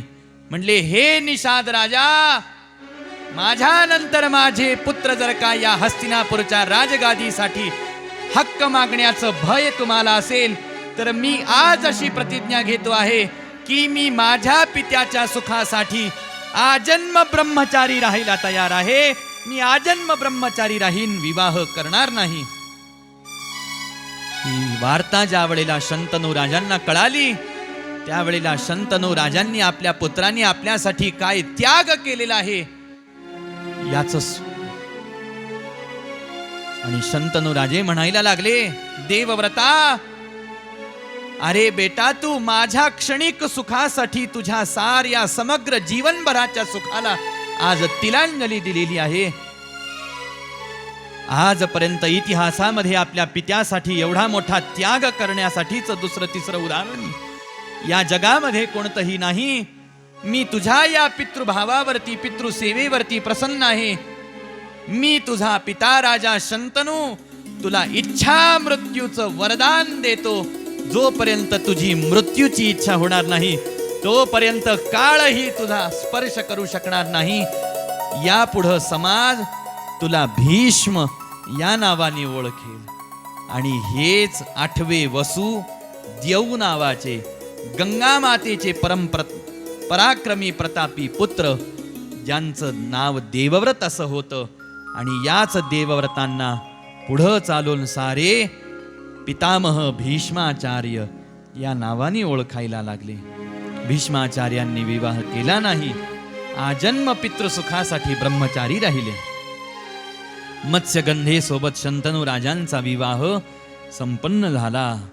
मत्स्यगंधेपासून महाराजा शंतनूला 2 पुत्र प्राप्त झाले. एका पुत्राचं नाव विचित्रवीर्य आणि एका पुत्राचं नाव चित्रांगद असं ठेवलं गेलं. आणि पितामह भीष्माचार्य हे सेवक म्हणून हस्तिनापुरामध्ये राहायला लागले. एक पितृभक्तीचा आणि पितृसेवेचा आदर्श स्थापन केला. आपल्या आईच्या आणि वडिलांच्या सुखासाठी एखाद्या पुत्राने त्याग करण्याची कितपत तयारी त्याची असली पाहिजे याचा एक फार मोठा श्रेष्ठ आदर्श भीष्माचार्यांनी तुमच्या माझ्यासमोर ठेवलेला आहे. आणि अलीकडे परिस्थिती अशी आलेली आहे महाराज की माता पित्यांचं मन काय म्हणत आहे त्याच्यापेक्षा जास्त मला माझ्या जीवनामध्ये काय आणि किती सुख मिळवायचं आहे याचा विचार संतती जास्त करायला लागलेली आहे. आणि आपल्या सुखासमोर मी आईचा सुखाचा, मी पित्याच्या सुखाचा विचार का म्हणून करायचा? माझं स्वतंत्र जीवन नाही का? अशा प्रकारची एक स्वार्थपरक भावना, स्वार्थमूलक भावना मुलांच्या अंतःकरणामध्ये उत्पन्न झालेली आजकाल दिसते आहे. पण जे अशी स्वार्थ भावना आपल्या मनामध्ये बाळगणारी आहेत किंवा बाळगली जाते, अशांना एका गोष्टीचं स्मरण ठेवण्याची नितांत आवश्यकता आहे की मला माझं जीवन जगण्याचा अधिकार नाही का? हे माझं जीवन आहे, मी स्वतंत्र आहे. अशा प्रकारची भाषा बोलणाऱ्यांनी एकच गोष्ट लक्षात घेतली पाहिजे, ज्यांच्या कृपेने मी ह्या साऱ्या स्वातंत्र्याची भाषा करतो आहे आणि माझ्या स्वसुखाचा विचार करतो आहे, हे जीवन मला कुणाच्या कृपेने मिळालं, बस एवढाच भाव त्याच्यातला आहे. रेणुका माता विचित्रवीर्य आणि चित्रांगदाचा जन्म झाला. शंतनू राजांचा यानंतरच्या कालावधीमध्ये एकाएक अचानक मृत्यू झाला. मृत्यू झाल्यानंतर कार्यकारी म्हणून भीष्माचार्यजी महाराज हस्तिनापूरचं राज्य सांभाळायला लागले आणि भीष्माचार्यांच्याच संगतीमध्ये विचित्रवीर्य आणि चित्रांगदाचा सर्व प्रकारचा अभ्यास अध्ययन पूर्ण झालं. दोघांच्याही विवाहाचं वय झालेलं आहे. स्वयंवर रचलं काशीराजांनी आपल्या 3 कन्यांचं. एक होती अंबा, एक होती अंबिका, एक होती अंबालिका. अशा ह्या 3 जणींचं स्वयंवर काशीराजांनी रचलेलं आहे. आणि ह्या काशी नरेशाच्या कन्या काशीमध्ये जाऊन या विचित्रवीर्य आणि चित्रांगदासाठी भीष्माचार्य बलपूर्वक हरण करून घेऊन आले या 3 कन्यांचं. परंतु या 3 कन्यांपैकी जी अंबिका आणि अंबालिका आहे त्या तर विचित्रवीर्य आणि चित्रांगदासोबत विवाह करायला तयार झाल्या, पण तिसरी जी अंबा होती तिचं प्रेम शाल्व नावाच्या राजावरती होतं आणि म्हणून ती या विवाह संबंधाला तयार झाली नाही. भीष्माचार्यजी महाराजांनी बलपूर्वक हरण करून तिला हस्तिनापुरामध्ये आणलं. हस्तिनापुरामध्ये आल्यावर अंबेनं या विवाह संबंधाला विरोध केला. मी तुमच्या भावांसोबत विवाह करणार नाही, माझं प्रेम शाल्व राजावरती आहे, मला तुम्ही मुक्त करा. भीष्माचार्यांनी तिला मुक्त केलं. अंबा शाल्व राजाकडे आली आणि प्रार्थना केली, तुमच्यासाठी मी हस्तिनापूर सोडून या ठिकाणी आले, माझा धर्मपत्नी म्हणून अंगीकार करा. शाल्व राजाने अंबेची ही विनंती अमान्य केली. म्हटले, तुझं हरण झालेलं होतं, तू काही काळ का होईना दुसऱ्याच्या घरी जाऊन आलेली आहेस, मी तुझा स्वीकार करू शकत नाही.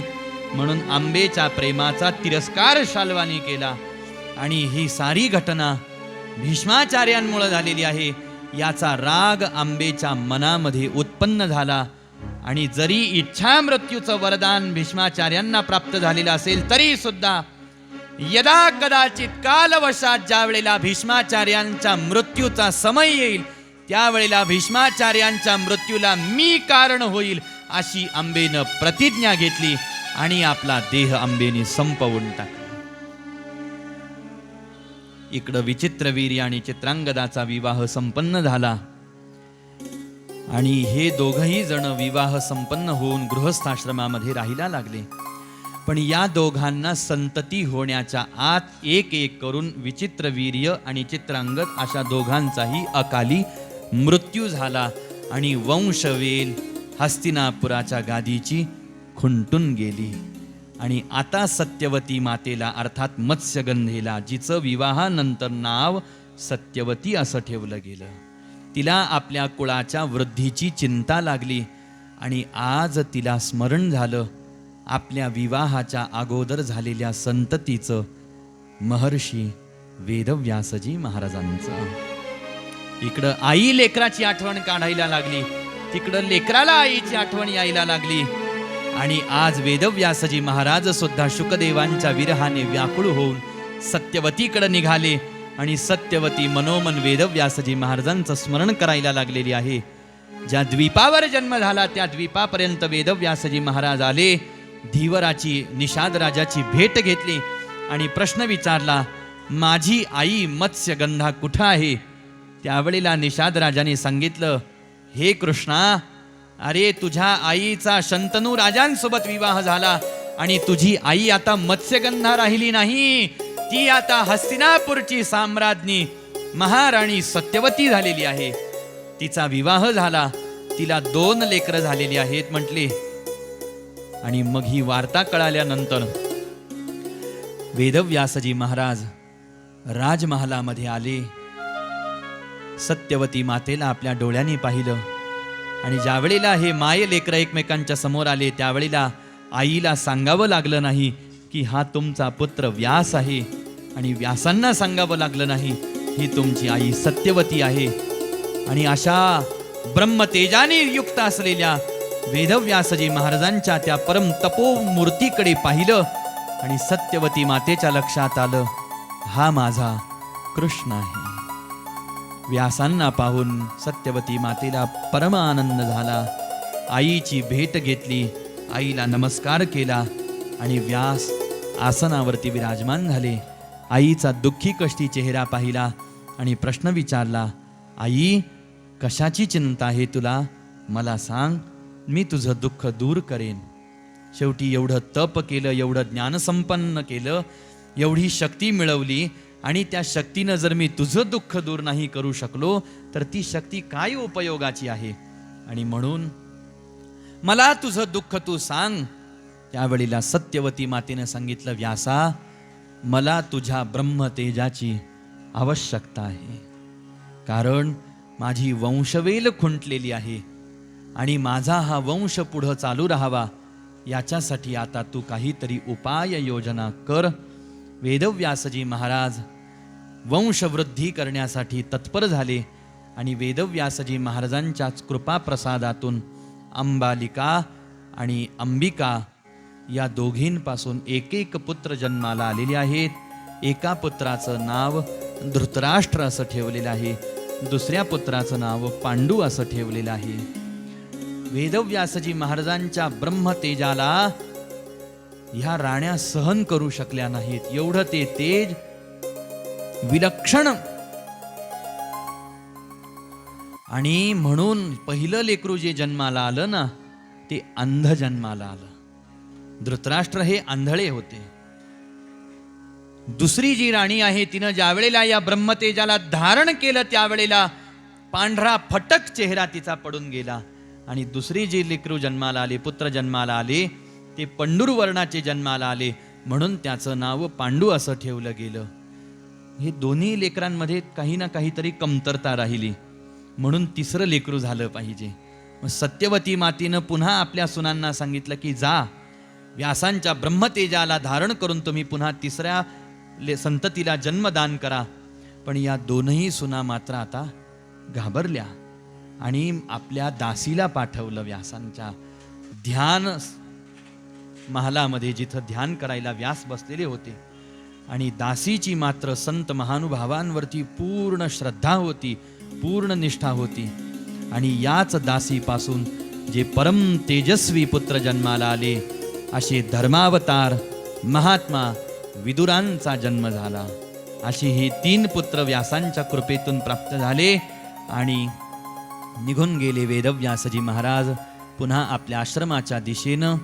कशा पद्धतीनं आता धृतराष्ट्र आणि पांडूचा वंश पुढं वाढतो, याच वंशामध्ये महाराजा परीक्षिती कसे जन्माला येतात, त्यांना कसा शाप प्राप्त होतो, सर्पदंशाने त्यांचा कसा मृत्यू होतो, त्यांचे पुत्र राजा जन्मेजय पित्याच्या निधनाने कसे दुःखी होतात आणि पित्याच्या वधाचा बदला घेण्यासाठी सर्पयज्ञ कसा करतात, या सर्पयज्ञामध्ये तक्षकाच्या नाशासाठी कसे प्रयत्न होतात, आणि जीव हत्या घडलेल्या जन्मेजय राजांच्या अशांत झालेल्या चित्ताला शांत करण्यासाठी पुन्हा व्यासांची भेट जन्मेजय राजाला कशी होते, आणि हे श्रीमद देवी भागवत आणि आई भगवती जगदंबेचा असीम अशा प्रकारचा महिमा वेदव्यासजी महाराज जन्मेजय राजाला कसा वर्णन करून सांगतात आपण श्रवण करू उद्याच्या कथा भागामध्ये. या ठिकाणावरती आजच्या सेवेला आपण पूर्णविराम दान करू. उद्या आपल्या हरिकथेचा 6वा दिवस आहे. भगवतीची सेवा येन केन प्रकारे आपल्या साऱ्यांकडून घडावी, या अनुषंगाने विशेष अशा प्रकारे भगवतीला प्रसन्न करण्यासाठी आणि सेवा करण्यासाठी म्हणून उद्या आपण आई भगवती जगदंबेसाठी कुंकुमार्चन विधी या ठिकाणावरती संपन्न करणार आहोत. हा कुंकुमार्चन विधी पुरुष आणि स्त्रिया दोघंही करू शकतात. त्यातल्या त्यात विशेषतः स्त्रियांनी या कुंकुमार्चनामध्ये सहभाग घेतला पाहिजे. कुंकुमार्चन अर्थात भगवतीचे जे नामं आहेत त्या नामावलीचा उच्चार करून एक एक नाव घेऊन जगदंबेला कुंकू अर्पण केलं जातं. हा कुंकुमार्चन सोहळा उद्या आपण या ठिकाणावरती हरिकथेच्या या दुपारच्या सत्रामध्ये संपन्न करणार आहोत. त्यासाठी प्रत्येकाने आपल्या घरून येत असताना जगदंबेची मूर्ती असेल छोटीशी तर मूर्ती आणायची आहे. मूर्ती नसेल, फोटो असेल तर फोटो आणायचा आहे. अथवा आपल्या घरामध्ये असलेलं आपल्या कुलदेवतेचं टाक आपल्यासोबत आणायचं आहे. जगदंबा जर आपलं कुलदैवत असेल, कुलदैवतेचं टाक असेल तर ते टाक आणायचं आहे. अथवा मूर्ती नसेल, टाक नसेल, फोटो नसेल, अशा वेळेला आपण 1-2 रुपयांचं नाणं आपल्यासोबत आणलं तरी कोणत्याही प्रकारची हरकत नाही. त्याच्यावरती आपण जगदंबेचं आवाहन करून कुंकुमार्चन करू शकता. म्हणून साऱ्यांनी घरून येत असताना पहिली मूर्ती आणायची आहे. मूर्तीला ठेवण्यासाठी ताम्हण आणायचं आहे, अर्थात छोटं पात्र आणायचं आहे. आणि आपल्यासोबत हळदी कुंकुम हे जे साहित्य आहे, अक्षदा, हे सोबत आणायचं आहे. थोडेसे भगवतीला वाहण्यासाठी 4-2 फुलं आपल्यासोबत आपण आणायची आहेत. पंचोपचाराने आपण भगवतीचं अगोदर पूजन स्मरण करणार आहोत आणि त्यानंतर जगदंबेला कुंकुमार्चन करणार आहोत. आणि हा सारा विधी आपला दुपारच्या सत्रामध्ये होणार आहे. विश्रांतीनंतर हा सगळा विधी आपला होणार आहे.